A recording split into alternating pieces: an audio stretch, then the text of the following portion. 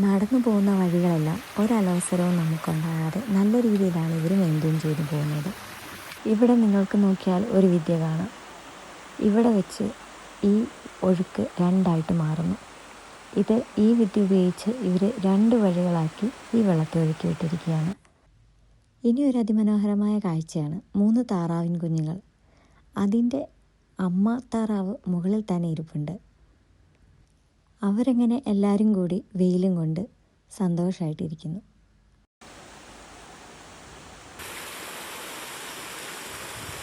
നമുക്കൊരു ബുദ്ധിമുട്ടും ഉണ്ടാകാതെയാണ് അവർ ഓരോ കാട്ടുപാതയും സെറ്റ് ചെയ്തിരിക്കുന്നത്. നമുക്ക് സഞ്ചരിക്കാം.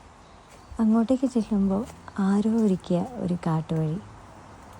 അങ്ങനെ ഈ കാട്ടിലൂടെ ഒരു പോക്ക് ഇവിടെ അവസാനിക്കുകയാണ്.